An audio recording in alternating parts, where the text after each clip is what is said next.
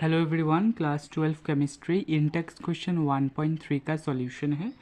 तो क्वेश्चन बोल रहा है calculate the molarity of each of the following solutions. हमारे पास दो सॉल्यूशंस गिवन है। इसमें पहला है 30 gram of CONO3 whole twice 6H2O in 4.3 litre of solution, और दूसरा दिया हुआ है 30 ml of 0.5 molar H2SO4 diluted to 500 ml। ठीक है, तो सबसे पहले हम फर्स्ट सॉल्यूशन का मोलरिटी फाइंड आउट करते हैं।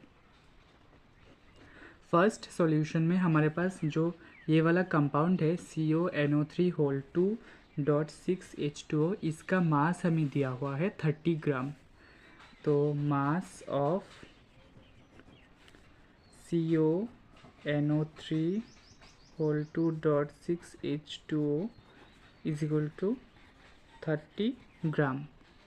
ठीक है, तो अब हम इसका मोलर मास फाइंड आउट कर सकते हैं। Therefore molar mass of CONO3 whole 2.6H2O is equal to कितना हो जाएगा, कैलकुलेट करो। कोबाल्ट का मोलर मास होता है 59 प्लस नाइट्रोजन का 14 प्लस ऑक्सीजन का 16 और 3 ऑक्सीजन है, तो 3 × 16 48। ठीक है, और ये 2 है तो 2 से multiply, plus 6 molecules of water, एक मॉलिक्यूल्स ऑफ वाटर का 18, तो 6 मॉलिक्यूल्स ऑफ वाटर का 6 × 18 हो जाएगा। इसे अगर हम प्लस करेंगे तो इसका वैल्यू आ जाएगा 291, और ये मोलर मास है तो इसका यूनिट होगा मोल पर ग्राम, सॉरी ग्राम पर मोल। ठीक है, अब हम इसका मोलरिटी इजीली फाइंड आउट कर सकते हैं, लेकिन हमें सबसे पहले number of moles find out करना होगा। तो हमें इसका मास भी पता है, मोलर मास भी पता है, तो हम इसका number of moles easily find out कर सकते हैं। ठीक है, देयरफॉर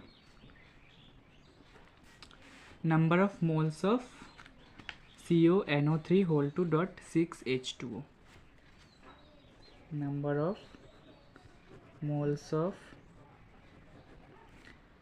CONO3 होल 2.6H2O क्या हो जाएगा, given mass by molar mass. Given mass है इसका 30 और मोलर मास हमने अभी अभी निकाला 291, तो इसका वैल्यू हो जाएगा 0.103। ठीक है, मोल्स। अब हम इसका मोलरिटी इजीली फाइंड आउट कर सकते हैं। देयरफॉर मोलरिटी का फॉर्मूला क्या होता है, देयरफॉर मोलरिटी,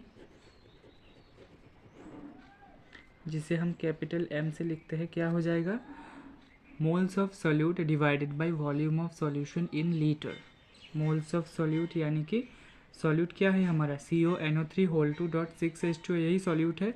इसका मोल्स कितना है 0.103। ठीक है, और नीचे में volume of solution, volume of solution हमें दिया हुआ है क्वेश्चन में, जो कि है 4.3 लीटर।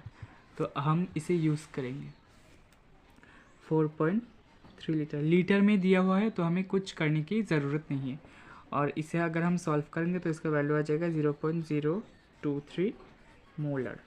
ठीक है, तो हमारे पास फर्स्ट पार्ट का सॉल्यूशन आ गया है। अब हम देखते हैं सेकेंड पार्ट का सॉल्यूशन।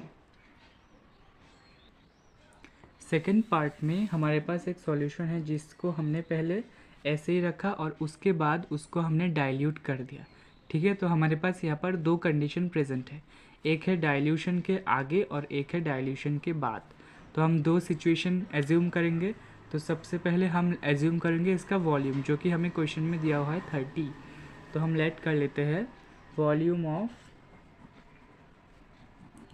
अनडाइल्यूटेड सॉल्यूशन, यानी कि डाइल्यूट करने से पहले अनडाइल्यूटेड सॉल्यूशन।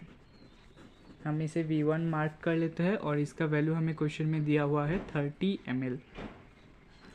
ठीक है, 30 ml।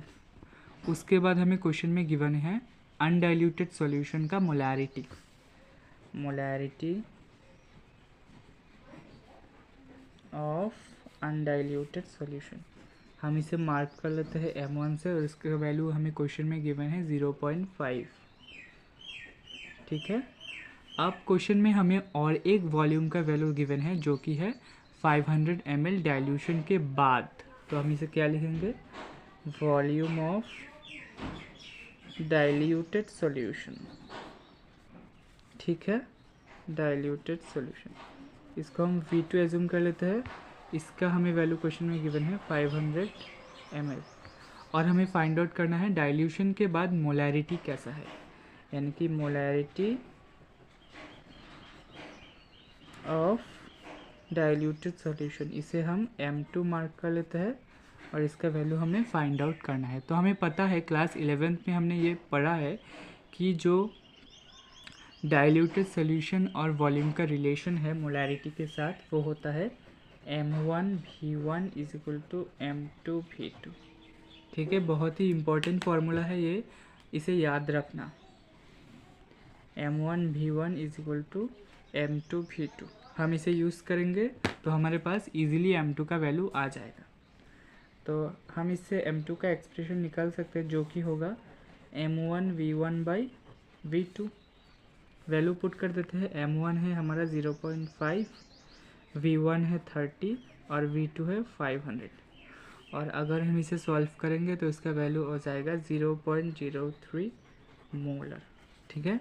सो सेकंड सॉल्यूशन का यानी कि डाइल्यूशन के बाद जो सॉल्यूशन हमें मिला है उसका मोलैरिटी होगा 0.03 molar. I hope you understand the video. Thank you for watching.